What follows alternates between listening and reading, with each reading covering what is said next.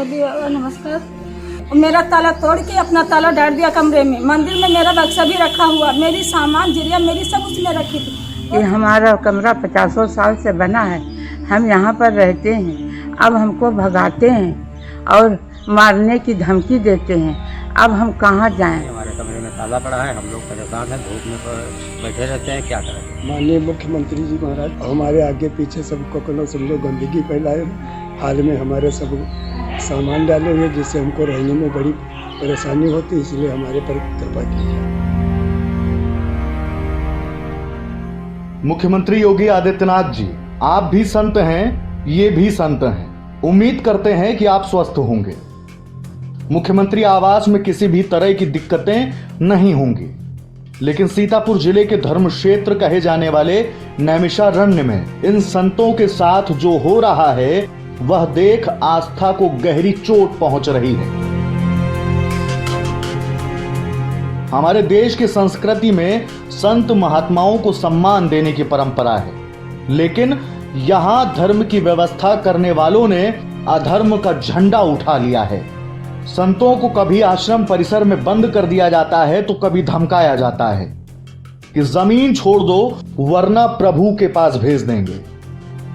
जब आप मुख्यमंत्री बने थे ना योगी जी, तो इन संतों को एक यकीन था कि कुछ गलत नहीं होगा, क्योंकि संत एक सच्चा और ईमानदार राजा हो सकता है। लेकिन सीएम साहब, आपकी ईमानदारी, आपके कर्तव्य निष्ठा पर आपके ही शासन प्रशासन ने दाग लगा दिया है। अब यह बताइए कि ये संत कहां मदद मांगे। डीएम अखिलेश तिवारी व्यस्त हैं, सीयूजी नंबर उठता ही नहीं है, न मैसेज का जवाब आता है।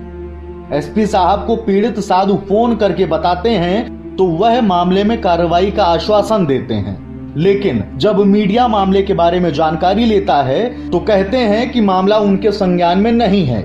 पीड़ित साधु फिर फोन करते हैं तो कहते हैं कि पुलिस कुछ नहीं कर सकती, एसडीएम के पास जाओ।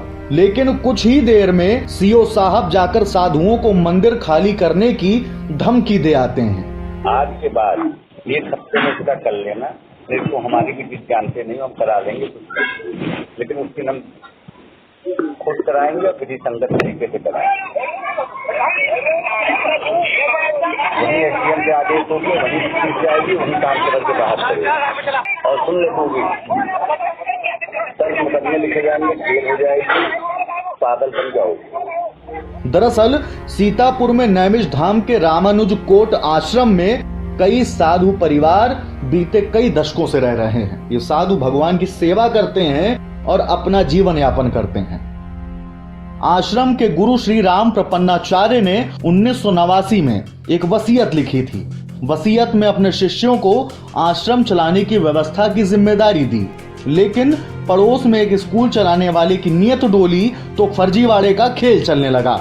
मामले में विवाद बढ़ा तो बात कोर्ट तक पहुंची। केस आज भी कोर्ट में चल रहा है, लेकिन स्थानीय दबंग देश के अलग अलग हिस्सों से आकर 50-60 वर्षों से आश्रम में रह रहे महंतों और उनके परिवारों को परेशान कर रहे हैं।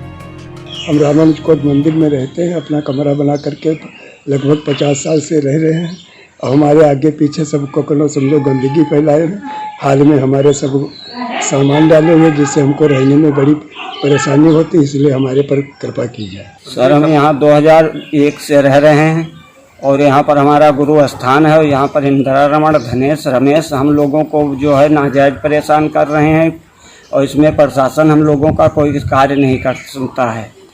इसलिए सरकार से निवेदन है कि आप लोग कुछ हमारी सहायता कीजिए। रमेश दीक्षित सनाब राम कुमार, उन्होंने कहा कि इनको हम किसी दिन पिटवा देंगे, ये फौजदारी करा देंगे। हम अपनी समस्या रखते हैं तो हमको बीच में बोलने नहीं देते और बीच में खुद बोलते हैं और हमारी समस्या सुनने नहीं देते। हमारा सहयोग किया जाए ताकि आगे कोई अपनी चाल न चल सके। हमारे जानो माल का खतरा है। महंतों का आरोप है कि स्थानीय पुलिस की मिली भगत से इस आश्रम से कई साधुओं को निकाला जा चुका है। आश्रम में दबंग कभी गंदगी फैलाकर इन्हें भगाने की कोशिश करते हैं तो कभी गेट पर ताला लगाकर उनके परिवारों के छोटे छोटे मासूम बच्चों के साथ कड़ी धूप में बिना दूध पानी के रहने पर मजबूर कर देते हैं। हम करीब 50 साल से 55 साल से यहाँ रह रहे हैं हमारी माता जी इसके पहले से रह रही थी, हमारे पिताजी भी यहीं रह रहे थे हैं, और हम अब कहाँ के जाएँ। पूरा परिवार हमारे साथ, छोटे छोटे बच्चे हैं और हम परेशान हैं और ना यहाँ पे कोई हमारा सुनता नहीं। हमारे कमरे में ताला पड़ा है, हम लोग परेशान हैं, धूप में बैठे रहते हैं, क्या करेंगे। इस आश्रम में रहने वाले लोगों में साधु और पुजारियों के अलावा कुछ ऐसे लोग भी हैं जिन्हें एक वक्त पर इस आश्रम ने सहारा दिया था। वे वर्षों से यहाँ रह रहे थे, पर दबंगों को प्रशासन की किस हद तक शह मिली, यह लोगों की यातनाओं से समझ लीजिए। मेरी सुनवाई यहाँ पर नहीं हुई, ताला लगा के छोड़ दिया कि हम ताला खोलेंगे 8 बजे, बीच में नहीं खुलेगा ताला। तो क्या इसमें कोई मर जाए कि जिंदा रहे। मेरा फिर पति समाप्त हो गया, इलाज हमने बराबर नहीं करा पाए। यहाँ से रामलाला ने कहा चाबी नहीं मिल रहे हैं, और मेरा ताला तोड़ के अपना ताला डाल दिया कमरे में। मंदिर में मेरा बक्सा भी रखा हुआ, मेरी सामान जिरिया मेरी सब उसमें रखी थी। तो सीएम साहब, आपने डीएम का काम भी जाना, एसपी का जवाब भी सुना। सीओ महोदय संतों का सरेआम अपमान कर रहे हैं। यह चोट इनके लिए जितनी गहरी है, उतना ही दर्द शायद तस्वीरों को देख आपको भी हुआ होगा। योगी जी, लोग सवाल पूछ रहे हैं कि आपके राज में भी संत सुरक्षित नहीं हैं। आपके जवाब की अपेक्षा रहेगी।